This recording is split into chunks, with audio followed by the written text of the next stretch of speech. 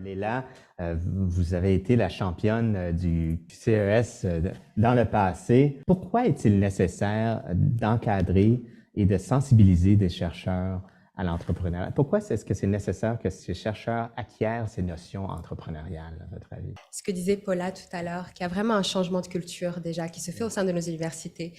Si on pense il y a 5 ans, il n'y avait pas cette effervescence, cet essor-là d'entrepreneurs scientifiques. Là, grâce au programme QCSE et notamment d'autres aussi initiatives, on sent vraiment qu'il y a un nouveau mouvement qui est en train de se faire. Donc, on commence déjà par là, changer la culture entrepreneuriale au sein des universités. Pourquoi c'est important? Il y a beaucoup de choses qui ont été dites tout à l'heure, mais je vais prendre un peu les mots-clés qui ont été dits. Il y a beaucoup de similitudes entre un entrepreneur et un chercheur.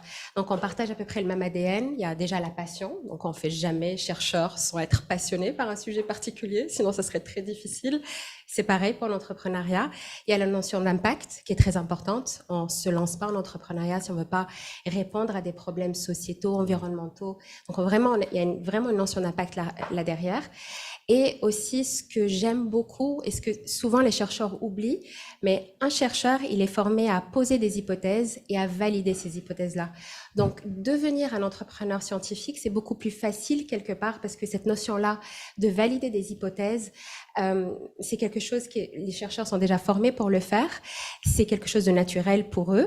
Mais cette fois-ci, à la place de valider l'hypothèse sur le bench en faisant des expériences, il faudra aller parler, comme tu disais très bien, Jacopo, sortir de son laboratoire, sortir de sa zone de confort, aller discuter avec des clients potentiels, avec des partenaires potentiels.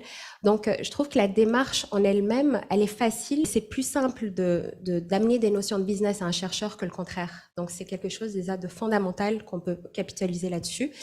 Et voilà. Et après aussi, pourquoi c'est important de le faire maintenant? Je pense que Montréal et le Québec, c'est de plus en plus propice. Il y a un écosystème vibrant, effervescent pour accompagner les chercheurs, les scientifiques et même toutes les personnes qui souhaitent entreprendre. Et ça, souvent, c'est une méconnaissance qu'on a au sein des universités. Moi, juste pour vous faire rire un peu, il y a quelques années, il y a 5 ans, avant que Concordia soit un peu ma maison, je pensais qu'un incubateur, c'était un incubateur de cellules, un accélérateur, c'était un accélérateur de particules.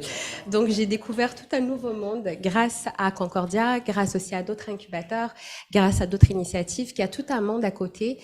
Et Montréal est en train de se hisser de plus en plus vers un des meilleurs écosystèmes au monde. On est en train de monter, on est en train de rattraper Boston, parce que les coûts opérationnels à Montréal sont très, très intéressants par rapport à Boston, par exemple. C'est parfait. Donc, voilà. Donc, j'ai envie de dire, j'ai envie de dire, en fait, l'ADN que nous portons est assez similaire et l'environnement pour le faire, l'environnement qui est Montréal et le Québec en général, c'est vraiment le meilleur endroit pour pouvoir se lancer en entrepreneuriat en ce moment.